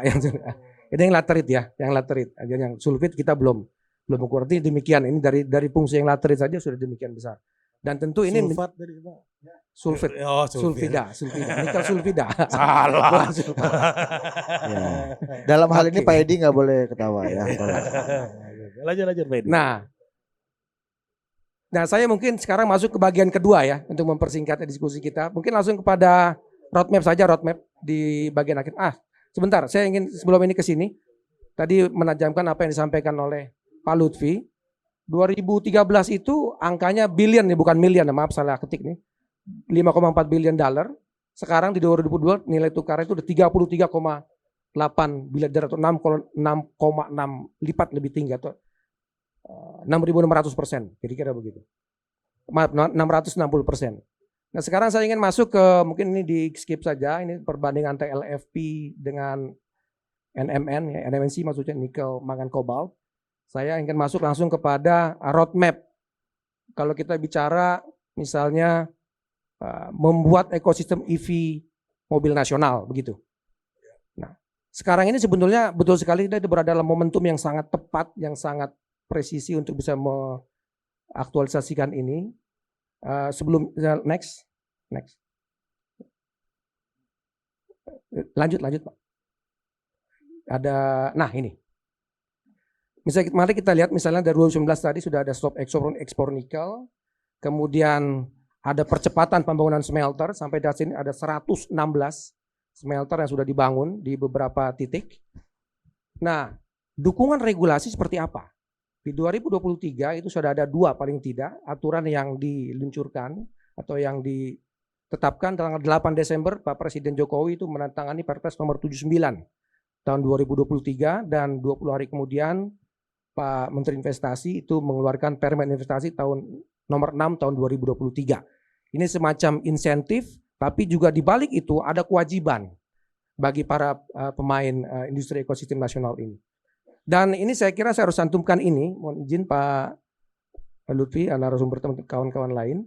Di tanggal 28 Desember 2023 itu ada sebuah milestone penting di mana ada penandatanganan divestasi proyek untuk pembangunan ekosistem baterai itu, di mana CATL Group melalui cucu perusahaannya itu CBL itu menandatangani divestasi yang nilainya cukup besar, hampir mencapai 84 triliun rupiah. Ini sebuah komitmen, langkah awal untuk tadi membuat sebuah ekosistem pabrik baterai di Indonesia. Jadi tadi menyambung apa yang disampaikan tadi, jadi bukan hanya angan-angan tapi sudah berjalan ini, gitu, sudah berjalan seperti itu. Di dalam Perpres 79 dan dalam Permen Investasi itu ada kewajiban untuk TKDN itu di tahun 2030 80% dari TKDN itu harus terpenuhi di tahun 2030. Dan juga ada semacam push factor kepada para pemain itu, di mana dinyatakan di tahun 2027 pasalnya itu bahkan di statement tanggalnya 31 Desember 2027 itu mobil listrik sudah harus bisa diproduksi di Indonesia. Begitu. Jadi melihat trajektori ini kita harus punya optimisme, yaitu bahwa ini semua sangat mungkin terwujud. Jadi barangkali forum ini bisa membuat diskursus kita menjadi lebih hangat lagi. Demikian barangkali yang bisa kami sampaikan. Terima kasih. Oke, terima kasih Pak Edi. Saya pikir slide terakhir foto Pak Bahlil, foto Bapak. Nggak apa-apa Pak. Ya. Oke, kita ke Bang Alvin. Ya. Alvin Kennedy ya dari Maju Motor Group. Kalau maju mundur kena itu Warkop DKI ya. Sama dongkrak antik juga, dongkrak antik. Apa? Oke, ya cukup lucu Mbak, terima kasih. Sekjen Repnas, silakan Bang Alvin ada perspektif soal ini? Ya, kalau dari kacamata saya selaku pebisnis di bidang otomotif memang ya, tentang apa yang menjadi topik kita hari ini, saya pikir kalau mengenai LFP dan nikel ini, saya sepakat sama Pak Menteri, ini benar-benar soal kepentingan, gitu ya, kepentingan negara-negara tertentu gitu ya. Jepang kita tahu yang terus mempush hybrid dan hidrogen. China punya kepentingan terus untuk mengembangkan industri EV dan lain-lain saya pikir ya. Dan kalau kita green energy car ini kan banyak. Hybrid, hidrogen, EV, sekarang ada PHEV, macam-macam gitu ya. Jadi kalau kita merasa Indonesia punya reserve terbesar di nikel, ya kita mau nggak mau harus kembangkan R&D di nikel ini. Tadi ada PIN dan lain-lain. Mungkin juga di forum ini saya minta dukungan juga dengan Pak Menteri dan Pak Dewan. Mungkin regulasinya karena kita punya nikel, apakah investor-investor yang masuk ini mungkin Pak Menteri kita coba regulasikan seperti apa? Mungkin kalau diarahkan ke nikel semua mungkin tidak bisa, ataukah sebagian atau seperti apa? Dan saya pikir nikel dan LFP ini punya keunggulannya masing-masing, ya. Dan saya pikir ini tinggal masalah kepentingan dan masalah R&D ke depan. Dan ini juga sangat berbanding lurus dengan kepentingan kita mempunyai industri mobil nasional. Karena ketika mobil nasional kita punya, kita yang akan mengatur bagaimana pengembangan mobil nasional kita mengarah kemana, apakah nikel dan lain-lain. Nah, sedikit berbicara mengenai industri otomotif, sedikit saya informasi mengenai industri otomotif. Indonesia itu sekarang pasar domestiknya kurang lebih 1 juta. Ekspor kita 150.000, mungkin maksimal 200. Kita itu untuk pasar domestik, kita udah di ASEAN itu terbesar. Kita sudah mengalahkan Thailand. Cuma kalau ditambah dengan ekspor, kita kalah. Nah, lalu yang cukup menarik, kenapa sih banyak sekali sekarang berminat masuk ke Indonesia? Nah, banyak orang tidak tahu bahwa kalau industri otomotif Indonesia, GDP kita sama kayak Thailand aja, Thailand. Itu kita akan, domestik kita akan sekitar 2.500.000. Penjual mobil, 2,5 lipat daripada yang sekarang. Kalau kita seperti Malaysia GDP, kita akan 5 juta unit. 5 juta unit itu sudah mengalahkan Jepang yang 4,6 domestik. Domestik itu kalau kita 5 juta unit itu 1.000 triliun lebih. Saya tidak bicara ekspor. Ini kalau sama ekspor ya mungkin kita harus kalkulasi lagi berapa. Jadi saya pikir memang industri otomotif ini huge. Ini saya baru bicara mengenai penjualan kendaraan. Belum multiplier efeknya seperti suku cadang, dealership, bengkel, aksesoris, spare part dan lain-lain. Jadi industri otomotif itu memang sangat seksi ya, gitu ya. Dan saya pikir Indonesia ini, saya sepakat dengan Pak Menteri tadi, ini once on a lifetime. Kita itu diprediksi pada waktu itu tidak akan bisa mengalahkan Thailand. Karena Thailand itu sudah sangat kuat di ICE. Dan ini ada satu momentum pergantian teknologi yang besar-besaran. Dari mesin engine biasa kepada EV. Dan ini adalah momen Indonesia kalau kita bisa manfaatkan, kita akan bisa menjadi negara produsen otomotif terbesar di ASEAN. Dan bicara sejarah Mopnas tadi Pak Dewan udah cerita. Tadi ada apa ya? Saya malah nggak tahu dulu. Awalnya ada apa Pak Dewan? Ya tadi awalnya bukan. Saya taunya dulu Morena. Jadi waktu saya kecil itu kebetulan saya sudah tahu mengenai Mopnas. Dulu ada Timor dan Bimantara. Kebetulan orang tua saya jual Bimantara pada saat itu. Oh gitu. Cuma memang waktu itu Timor dan Bimantara ini kalau disebut quote and quote Mopnas agak kurang pas juga karena benar-benar dibawa CKD dari Korea di CKD dipasang ganti logo aja gitu kan. Jadi sepertinya tidak ada R&D-nya gitu kan. Lalu seperti kita tahu waktu itu pemerintah mengeluarkan regulasi LCGC, low cost green car. Low cost green car ini seakan-akan pengen ya mirip-mirip Mopnas, namanya diganti Brio diganti Satya. Jadi gitulah diganti-ganti pikir kayak mobil lokal. Nah yang terakhir yang sama-sama kita tahu SMK dan mohon maaf akhirnya tidak jalan juga. Jadi saya pikir untuk mengembangkan industri otomotif Mopnas terutama di Indonesia itu tidak gampang harus kita akuin. Tetapi bukan berarti tidak bisa. Buktinya dulu kita pernah. Butuh saya pikir yang pertama adalah keberanian. Ya, keberanian dalam saya sangat yakin ketika Mopnas ini mau dihidupkan lagi atau mau dibuat, itu pasti banyak yang terusik juga gitu kan. Yang terusik gitu kan. Ini memang butuh keberanian. Kita lihat Vietnam yang penjualan mobilnya di bawah kita. Ya. Kalau kita bicara 10 tahun yang lalu mungkin mereka studi bandingnya ke kita. Mereka bahkan sudah punya Mopnas. Sudah listing di Nasdaq. Sudah mau masuk ke Indonesia investasinya triliunan. Kita nggak bisa. Dan yang surprisingly beberapa hari yang lalu saya dengar lagi. Kamboja sekarang bikin juga Mopnas gitu kan. Wah, gitu. Bikin Mopnas mau juga masuk ke negara ASEAN. Jadi saya pikir ya kenapa Indonesia tidak bisa gitu loh. Populasi kita besar, kita punya nikelnya gitu kan. Kenapa kita tidak bisa? Dan kedua, setelah punya keberanian harus punya kapasitas. Jadi mungkin sedikit saya karena saya pelaku otomotif, saya pengen cerita dikit kenapa Mopnas ini susah bisa jalan di Indonesia. Yang pertama, stage pertama adalah kita punya teknologinya, kita bikin dulu ya Mopnasnya. Tapi itu baru stage pertama. Mau bangun, mau bikin sebagus apapun Mopnas, disupport dengan regulasi apapun, kalau tidak ada distribusi pemasaran yang bagus, jaringan pemasaran yang bagus, ini tidak bisa jalan. Tidak bisa jalan. Dan setelah punya jaringan distribusi, itu namanya, karena mobil di Indonesia ini kita harus paham agak berbeda dengan negara lain. Kita ini 90% orang beli di Indonesia ini dengan kredit pembiayaan. Dan quote and quote kita tahu pembiayaan ini dikuasai juga oleh yang lain-lain. Jadi saya ambil contoh. Ketika ada mobil murah satu masuk di Indonesia, bagus nih mobil, harganya mungkin 150 juta. Ini ada satu mobil yang sudah terkenal lah mereknya, lebih mahal 200 juta.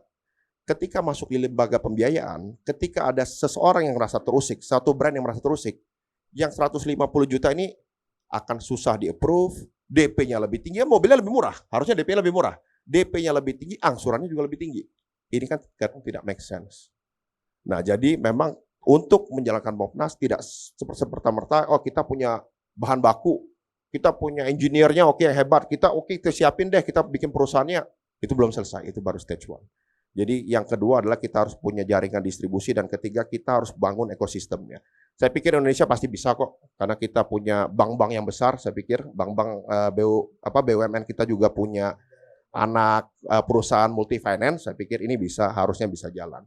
Jadi dari kacamata saya seperti itu, selaku pengusaha otomotif, penting sekali saya pikir ya untuk kita mempunyai Mopnas, karena tadi sebagai kita menunjukkan bahwa sebagai satu negara kita bisa nih, kita mampu gitu kan, menjadi satu pride, dan juga mungkin untuk melindungi beberapa hal-hal seperti nikel dan lain-lain. Jadi kalau industri 1.000 triliun itu kita bisa grab 10% aja untuk Mopnas kita, itu saya pikir akan menjadi satu sumber kekuatan ekonomi baru ya untuk Indonesia menuju Indonesia Emas ke depan. Jadi itu seperti itu. Terima kasih Bang Alvin. Tepuk tangan untuk Bang Alvin. Saya mau kembali ke Yang Mulia Duta Besar Lutfi lagi sebelum kita kasih aspirasi rakyat ini kan. Ya. Gini Yang Mulia, kan kita kan memutuskan tadi untuk menyetop ekspor nikel kita dan membuat tadi dunia ketar-ketir dengan menutup ekspor kita itu. Dalam sejarahnya ketika ada embargo, itu kan yang namanya dunia ketika stok itu kering, maka R&D-nya, inovasinya akan jalan. Misalnya kita tahu ada Shell Oil dulu ketika perang embargo minyak, ada di karet pun juga seperti itu, dan akan muncul juga diperkirakan inovasi-inovasi lain dari nikel. Dalam wawancara kita sama Pak Tom Lembong, lagi-lagi kita konfirmasi aja, belakangan katanya harga nikel sudah turun 30%. Dan diperkirakan tahun depan akan terjadi oversupply harga nikel di dunia kalau kita tetap memakai strategi yang sama. Dan Tesla yang diproduksi di China tidak menggunakan nikel dan kobalt lagi katanya. Betul, LFP tadi. Nah, ini apakah apa yang kita lakukan ini tidak akan merangsang pesaing-pesaing kita menciptakan tadi dengan kita. Tentu saja R&D kita tadi masih banyak problem ya, kalau kata Mas Andin tadi kita nggak punya 100.000 PhD kecuali honoris causa gitu kan ya Pak Lutfi ya. Jadi kira-kira gimana gitu ini kita? Kayak sawit sama biji bunga matahari gitu misalnya. Iya kan betul. aja gitu. Sebegitu menakutkankah kondisinya Yang Mulia? Mati Yang Mulia. Kita jangan. Jadi jangan kita terlalu mau ditakut-takuti oleh harga komoditas. Harga komoditas itu memang selalu berfluktuasi, ya. Dan memang sudah disadari bahwa nikel itu tidak akan cukup untuk memenuhi kebutuhan daripada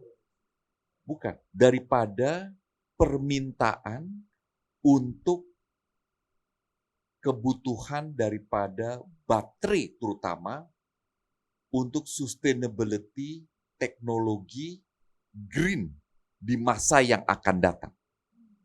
Itu sudah menjadi sudah menjadi hukumnya, itu sudah, pokoknya nikel ini tidak cukup. Jadi jadi kan gini, semua baterai ini, apakah itu dia untuk solar panel, apakah dia untuk baterai solar panel, apakah dia itu untuk baterai baterai iPad, baterai jam tangan, semua ini kebutuhan dari baterai itu untuk menggunakan nikel itu, karena dia di density-nya tinggi sekali, itu tidak cukup. Nah, yang kita bicarakan ini adalah untuk yang mobil. Nah, karena mobil di kebutuhannya besar sekali, terutama untuk EV battery itu besar sekali, mereka mesti mencari alternatifnya. LFP ini adalah alternatif cadangan. Tetapi baterai terutama untuk gadget tetap harus menggunakan nikel. Karena density-nya ini digunakan untuk yang gadget-gadget itu belum ada substitusi. Gitu ya. Bahwasannya harga ini turun memang waktu ditutup pada tahun 2019 itu memang terjadi macam-macam. Kalau saya ditanya, saya mempunyai teori sendiri. Tapi bahwasannya ada orang yang tidak suka, trader yang tidak suka harga ini dimainkan oleh beberapa gelintir industri yang dikuasai oleh industri yang namanya orang-orang Tiongkok. Yang bule-bule ini, itu teori tersendiri. Dia short the market, harganya turun, kejebak tuh Cinsan segala macam dan kawan-kawan. Gitu ya. Cinsannya mati kan. Mr. Chan-nya mati. Yang di Hong Kong terpaksa jual macam-macam. Saya punya teori sendiri. Ini ada orang yang nggak suka, emang sengaja dimati. Di London London Metal Exchange. Tapi kita nggak mau berspekulasi lah, gitu kan ya. Market is market, gitu ya. Tapi bahwasannya ada orang-orang besar yang kepingin mengontrol permainan ini, itu teori tersendiri, ya. Tapi sudahlah, kita nggak usah ikut campur. Di pasar timah kita pemain terbesarnya. Ada beberapa orang Indonesia mencoba mengintervensi itu. Berhasil? Tidak. Kita suppliernya. Orang Indonesia ini yang menguasai, yang pingin nggak bisa, gitu ya, mencoba macam-macam. Orang Bangka, ya, coba nggak bisa, gitu ya. Tetapi kita punya teori macam. Maksud saya begini, ini establishment ini sudah tua. Yang main beberapa orang. Saya mau kasih contoh. Hari ini lada, vanila, sampai nutmeg tuh, yang 350 tahun orang perang, sampai hari ini yang menguasai tetap dari 350 tahun zaman VOC dulu, keluarganya tetap 4-5 keluarga dari 350 tahun yang lalu. Sak-dunia? Sak-dunia. Masih itu aja. Jadi, poin saya adalah bahwa permainan ini adalah permainan lama. Jadi, kalau kita mau memainkan ini, kita juga mesti kompak bersama-sama. Kita mesti menguasai supply-nya, kita mesti menguasai teknologinya, dan kita juga mesti sama-sama kompak bersama-sama untuk memainkan pasarnya. Hari ini kita baru punya supply-nya. Teknologinya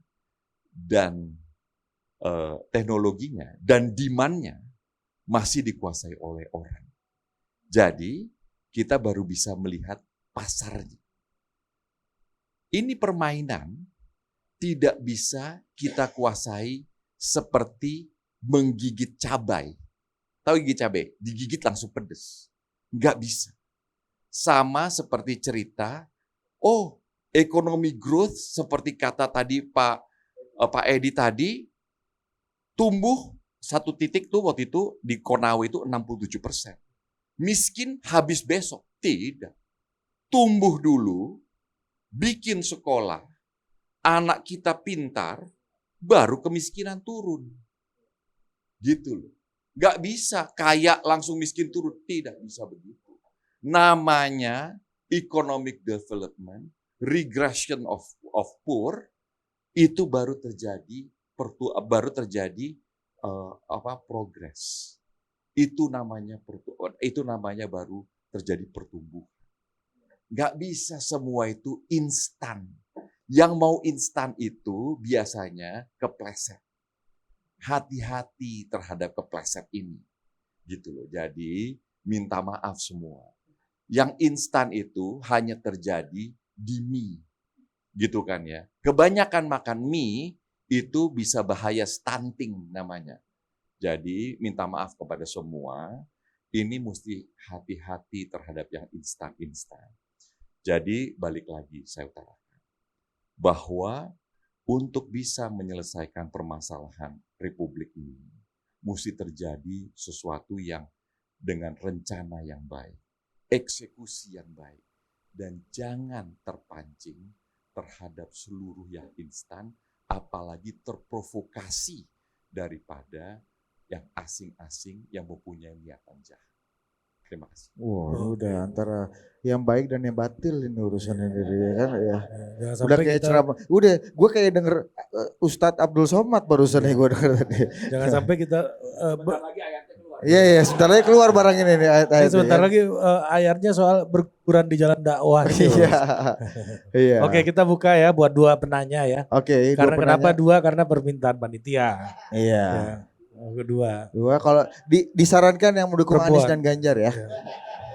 Biar forumnya jadi netral lagi. Iya. Kalau yang depan nih pasti terlalu Prabowo, yang belakang deh boleh Mbak. Ayo ya. Depan nih Prabowo garis keras. Jadi pasti diumbang juga yang mulia duta besar nanti kan. Ya. Ayo siapa? Dit. Yang belakang Mbak ya paten. Oke. Mbak kalau boleh maju lebih Iya. paten, dari belakang juga kalau bisa jangan ya. Ayo Mbak, silakan. Maju Mbak di depan. Depan.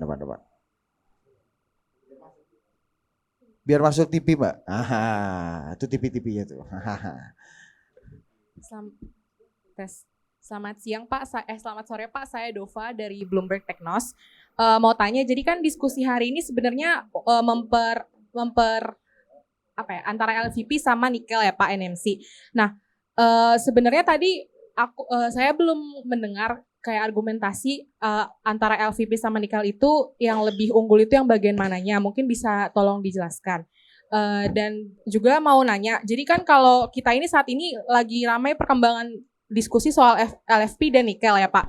Tapi sebenarnya kalau di dunia itu tuh udah jauh lebih berkembang ya Pak, melampaui LFP sama nikel. Misalnya ada baterai solid state, ada natrium ion, sodium ion. Sementara Indonesia masih berkutat sama nikel dan juga LFP. Nah ini kalau dari sisi pemerintah, mungkin dari Pak dari Kementerian BKPM menanggapi ini bagaimana Pak untuk mengejar ketertinggalan ini? Dan untuk dari segi para bapak-bapak pengusahanya ini gimana cara untuk mengejar ketertinggalan? Sama mau nanya juga ke Pak dari perwakilan Kementerian BKPM Pak, untuk roadmap-nya ini sebenarnya soal baterai EV seperti apa Pak? Apakah nanti akan meningkat mengingat ada peraturan tadi yang disebutkan oleh Bapak, dan prospek pasar atau permintaan nikel untuk baterai ini bakal bertambah sampai kapan Pak, dan antisipasinya seperti apa? Terima kasih. Ya. Oke, Mas Anin tunggu dulu, kita buka satu lagi Mas. Oke, you siap. Iya. Gitu. Ayo disegerakan. Ya. Hah? Inspirasi siang. Ya, silakan Mas. Ya, ambil mikrofonnya. Selamat sore Bapak-Bapak semua, perkenalkan saya Maulandi dari liputan6.com. Ingin bertanya juga sih tadi back to the topic terkait LFP dan NMC ini. Tadi kan masih belum dijelaskan lebih lanjut, tapi seperti kita tahu kan saat ini dunia sedang banyak beralih menuju LFP. Ya termasuk banyak pabrikan besar dunia juga.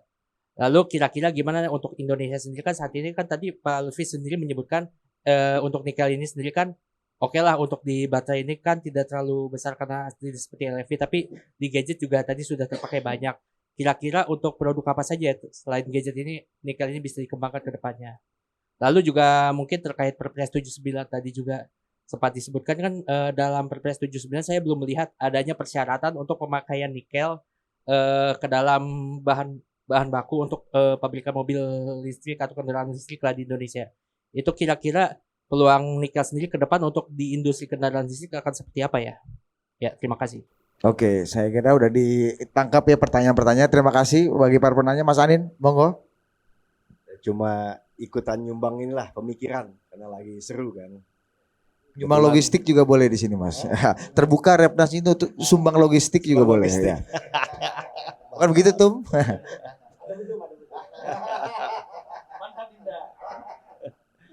Nah mungkin ya kalau secara teknis dan bisa dilihat di mana-mana, memang kalau NMC atau nikel sama LFP dari sisi energy density jauh lebih baik nikel. Artinya apa? Ya artinya di charge-nya bisa lebih cepat karena dalam berat tertentu energi lebih banyak. Kelebihan LFP itu ada dua, tapi buat kita juga nggak jelek-jelek amat. Yang pertama lebih durable, lebih tahan lama, dan yang kedua cost-nya lebih murah kalau nggak punya. Nah, tapi kan kita negara Indonesia yang paling besar nikelnya. Justru kalau misalnya harganya turun, ini kesempatan kita untuk memproses, bahkan memperbesar R&D supaya kita juga bisa menguatkan teknologi NMC ini. Jadi menurut saya, kalau harga turun, ya kalau barang banyak di kita ya kita bikin aja sendiri. Apalagi tadi 2,5 juta kalau skala Thailand ya, 5 juta mobil ya maksudnya ya. 5 juta kalau kalah Malaysia, ya kan. Nah jadi satu, jadi menurut saya nggak ada alasan kita takut bahwa nikel itu nanti kadaluarsa, satu. Yang kedua, bagusnya mobil nasional adalah recycle-nya bisa ada di Indonesia. Jadi artinya kita bisa pakai lagi, dan sekarang recycle-nya itu udah nggak main-main, 99% bisa di recycle. Jadi artinya ya kita biarkan saja bahwa di Indonesia ini makin maju. Dan terakhir, ya karena saya juga latar belakang teknis, memang di mana-mana teknologi itu mengacu kepada cost leader. Dan yang kedua, mengacu kepada bahan baku. Jadi kalau misalnya bahan bakunya kita ada, teknologinya harusnya bisa menyesuaikan. Justru ini kesempatan kita untuk mengatakan kepada teman-teman dunia yang punya kapital dan teknologi, datanglah berbondong-bondong ke Indonesia, tapi develop teknologi yang memanfaatkan kita punya kelebihan. Dan satu lagi mungkin bahwa nikel itu hanya salah satu daripada kelebihan Indonesia. Ya. Kalau tadi kita bicara mobil listrik, yang paling banyak selain nikel adalah copper. Karena jumlah copper itu bisa 10 kali lebih banyak daripada mobil biasa buat kabel, wiring. Ya. Lalu kalau kita buat misalnya renewable energy, tadi kan kita bermimpi jadi Saudi Arabianya, memproses bawah tanah dengan energi di atas tanah gitu kan. Itu kayak misalnya buat solar panel, itu pakai silika, ada di Indonesia. Lalu membuat badan mobil tadi disebut aluminium, membuat tadi kicir angin pakai koper. Jadi sebagai negara saya rasa kita boleh berkutat secara teoritis NMC, LFP ya. Tapi nggak usah takut. Karena pasti ya lawan-lawan kita, lawan dagang ya, geopolitik pasti pengennya, karena dia ini kalau saya pikir kayak main poker nih. Ya kan? Jadi kita turunin dulu nih harga nikel tadi kan. Ya, kuat nggak Indonesia? Nah, kalau Indonesia kita ini double down, kalau main poker atau main blackjack gitu, kita double down. Dan oke, dengan harga murah yuk kita produksi. Kan nilai tambahnya kan sama. Ya malah bagus karena ujung-ujungnya kan siapa yang paling murah akan dipakai. Jadi menurut saya justru kalau orang bilang, wah ini kok harga makin turun, bagus turun, kita pakai aja sendiri, kita buat aja sendiri, kita undang teman-teman yang bikin teknologi. Jadi menurut saya sih makin turun makin bagus, kecuali teman-teman yang udah masuk duluan kali ya pakai utang ya. Other than that is okay. Gitu. Ya, ini alternatif ini nih, perspektif deh soal ini ya, menarik. Kalau murah pakai sendiri ya Mas Anin ya, iya bener ya. Pak Edi, monggo Pak Edi. Ya. Ya mungkin bisa ditayangkan roadmap tadi sekilas. Ya, oke. Baik. Jadi dalam kasih dulu roadmap Dinda. Roadmap itu memang kita sudah sampai boleh dikatakan di fase terakhir ya, atau fase penghujung dari roadmap tadi. Nah ini dia. Jadi kan stop ekspor sudah, kemudian percepatan pembangunan smelter sudah, kemudian Perpres nomor 79 dan Permen investasi itu dalam waktu 20 hari. Yang semangatnya ialah, saya ingin garis bawahi ialah mendorong untuk sebuah pembuatan ekosistem mobil nasional itu ada di Indonesia secepat-cepatnya, gitu ya. Bahkan ada time limitnya disampaikan di situ, TKDN itu harus 80% di tahun 2030. Ya. Nah, di Permen investasi nomor 6 itu bahkan lebih tegas lagi disampaikan di dalam pasal 4 kalau saya tidak keliru, itu kepada ekosistem mobil nasional ataupun penjual mobil nasional itu yang masuk itu diberikan waktu gitu. 31 Desember 2027 itu sudah harus berproduksi gitu kan. Artinya kan ada time limit yang jelas di situ untuk mendorong. Ya, ada, dan kena penalti, ada bank garansi yang harus ditaruh kalau misalnya nanti ingin mendapatkan fasilitas ya. Ada beberapa macam fasilitas nanti bisa dilihat dalam permen investasi mulai dari biaya masuk dan pajak seperti itu. Nah, kembali lagi saya ingin menyampaikan ada momentum di tanggal 28 Desember 2023 ini merupakan suatu bukti ya barangkali ingin saya garis bawahi begitu. Betapa ini menjadi sebuah keniscayaan karena CATL Group itu merupakan sebuah produsen baterai terbesar ya di dunia bahkan salah satunya. Mohon izin Pak Menteri kalau CATL Group yang melalui anak perusahaan cucu perusahaannya CBL ini kemarin sudah mengadakan kerjasama investasi dengan Antam Group, dengan Antam maksud saya, yang dalam beberapa tahun ke depan itu akan mengadakan transfer seperti itu ya, sehingga nantinya ini bisa dibuat di Indonesia baterai ini. Jadi kan tadi nyambung apa yang disampaikan dengan Bang Andia tadi, pabrik baterai listrik ini bisa diwujudkan di Indonesia dalam secepat-cepatnya seperti itu, sehingga kami punya keyakinan bahwa di 2027 itu nanti bukan suatu mimpi lagi ya, kita akan melihat mobil-mobil listrik itu bisa diproduksi langsung di Indonesia oleh pabrik-pabrik yang ada di Indonesia. 2027 ya Pak Edi ya. 2027 dengan adanya Potensi-potensinya ada di daerah mana aja dan siapa Pak investor-investornya kalau mungkin udah ada. Ya, sudah ada ya. Ya, ini artinya untuk yang mungkin di percepatannya Pak ya. Percepatannya karena kan dikunci di 31 Desember 2027 itu sudah, kalau dia mendapatkan fasilitas maka dia harus segera itu sebelum 31 Desember 2027 itu bisa ya ada deadline. Kalau kata Pak JK ini lebih cepat lebih baik. Dan jangan lupa kita sudah punya IBC ya, Indonesia Battery Corporation ini yang memayungi seluruh entitas maupun ekosistem baterai nasional seperti itu. Jadi ini sudah sangat lengkap menurut saya. Terima kasih.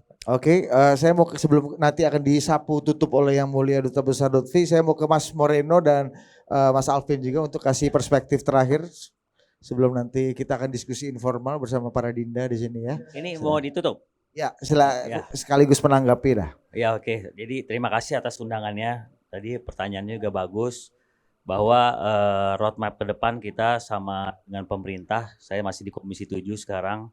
Itu kita sangat serius mendorong tentang hilirisasi. Dan juga saya ingin menambahkan bahwa dari 4 kriteria tadi, satu itu yang saya ketinggalan bahwa harus yang didahulukan adalah Mopnas ini milik putra-putri bangsa. Ya, itu yang pertama. Dan yang kedua tadi juga saya menerima masukan dari Mas Alvin terkait regulasi bahwa kita punya kelebihan sumber ini. Kita akan coba dorong seperti DMO batubara. Kita utamakan dulu kebutuhan domestik ya. Seperti tadi Mas Ani sampaikan bahwa ya kenapa kita nggak bisa pakai untuk sendiri. Nah ini kita mesti bergotong royong sama-sama dengan pemerintah, kementerian-kementerian lembaga terkait dan mempunyai komitmen yang besar bahwa dan saya yakin yang kita hadiri sini bukan terkait nomor 1, 2, dan 3. Kita ingin membangun bangsa kita untuk maju sampai 2045. Itu titiknya untuk kita bisa take off. Terima kasih. Oke, thank you Mas Moreno ya. Boleh kasih tepuk tangan untuk Mas Moreno ya. Mas Alvin. Dari closing statement dari saya adalah saya melihat kalau tadi roadmapnya BKPM menarik juga itu TKDN 80%. Kalau 80% berarti udah pasti pakai nikel Pak berarti. Ya kan? Karena cost of battery kan sangat besar ya. Saya pikir roadmapnya BKPM udah sangat tepat sepertinya. Lalu saya cuma bicara bahwa sebagai pengusaha, kalau ada pengusaha yang siap membangun Mopnas, mungkin salah satu di sebelah saya, kakanda saya ini pabrik mobilnya udah ada VKTR gitu kan. Tapi saya pikir setiap pengusaha itu butuh namanya scale of economic. Scale of economic dan salah satunya saya pikir harus disupport oleh pemerintah. Saya pikir ada namanya keberpihakan, tapi keberpihakan yang adil. Saya ambil contoh, kalau kita punya 2 anak, apakah kita adil kita apakah sama anak kita yang udah umur 6 tahun sama 3 tahun, saya pikir ini berbeda. Tapi saya sama-sama adil, tapi adilnya mungkin bisa berbeda. Untuk proporsional untuk awal, karena namanya adil itu tidak harus sama mungkin. Namanya ini adalah project prestigious, saya pikir kepentingan bangsa harus disupport dengan regulasi-regulasi, saya pikir ya. Mungkin regulasinya ini bisa bersifat sementara atau bagaimana. Saya pikir Indonesia tidak kurang daripada pengusaha-pengusaha yang mampu untuk membuat industri otomotif. Tapi memang tentu apabila ini kita akan jadikan, memang butuh kolaborasi bersama antara pemerintah dan pengusaha. Mungkin itu, terima kasih. Oke Mas Hafid, tepuk tangan untuk Pak Sekjen Repnas. Ya, yang mulia Duta Besar Lutfi, kita sapu bersih. Termasuk ada tambahan juga dari saya nih Pak. Apakah dengan proteksi nikel yang kita lakukan sejak 2000 berapa Pak Edi? 19 itu juga akan merangsang negara lain memproteksi hal-hal yang lain, karena belakangan kita tahu juga terjadi namanya pushback globalization Pak, di mana orang-orang negara-negara tuh memasang tembok makin tinggi, sementara kita juga butuh komoditi dari luar negeri. Apakah kita nanti tidak akan menerima ganjaran juga Pak ketika kita mengganjar dunia dengan stop ekspor nikel ini? Ini sebenarnya pertanyaan bukan yang memprabowo tapi mengganjar Pak. Ini sebenarnya pertanyaan yang sangat menarik. Ini yang kita perdebatkan juga di WTO. Saya meributkan ini juga ketika vaksin kita ini ditahan. Waktu itu Uni Eropa mempunyai vaksin 3,7 kali lipat yang mereka butuhkan. Diumpetin di bawah bantalnya. Terus waktu sudah mau kadaluarsa, baru dibagi-bagiin. Sampai di negara Afrika, di Afrika kan nggak bisa cold chain itu nggak ada. Jadi kan itu mRNA itu mesti dibagikan di suhu minus 25. Sampai itu di Afrika bagian barat itu nggak ada, dibuang-buang. Dan itu di Afrika itu orang itu mungkin sangat membutuhkan pada saat itu dan tidak bisa traveling. Jadi itu yang kita bilang, kalau negara barat, negara maju, mereka bilang itu national security. Kalau kita yang mengerjakan, itu dia bilang itu mengganggu perdagangan internasional. Jadi inilah yang akan menjadi perdebatan kita di masa yang akan datang. Tapi saya bilang, ini adalah permasalahan daripada national interest. Saya akan pergi menghadiri undangan Carnegie Endowment minggu depan untuk memastikan bahwa negara-negara berkembang ini harus menciptakan kesejahteraan. Karena kalau kita tidak bersama-sama memastikan ini, maka kolonialisme ini akan berlangsung terus. Yang mereka bilang adalah national security. Gitu. Saya mau menutup ini. Yang tadi dibilang bahwa harga itu turun, kan sudah dilihat tadi kan, bahwa kita akan menciptakan demand-nya. Maka harga fluktuasi itu akan naik sendirinya karena Indonesia akan menciptakan permintaannya sendiri. Ya, dengan rakyat 280 juta, kita mempunyai kebijakan pemerintah atau government policy untuk menciptakan demand. Jadi jangan takut diganggu oleh negara-negara maju. Kita akan menciptakan. Dan ini negosiator di masa yang akan datang juga sangat penting. Amerika mempunyai kebijakan namanya CFIUS. CFIUS itu kira-kira begini. Kalau lo bukan teman gue, lo tidak bisa ekspor ke tempat gue. Kira-kira begitu. Namanya itu IPEF, Indo-Pacific Economic Framework. Jadi itu yang dibilang sama Mas Anin tadi itu, kira-kira kebijakan ini untuk menurunkan daripada emisi dunia sama-sama. Nah ini kira-kira mobil itu akan turun 7.500 ya. Ini kira-kira turun, harganya akan dikasih 7.500. Nah itu makanya kalau 80% nasional kontennya dibikin di Indonesia, meskipun teknologinya teknologi Tiongkok, kita bisa ekspor dengan teks yang lebih murah. Itu yang kita bilang nanti jalan keluar ala Indonesia. Gitu kan. Ini kita bilang juga jalan keluar ini dikasih jalan sama Yang Maha Kuasa.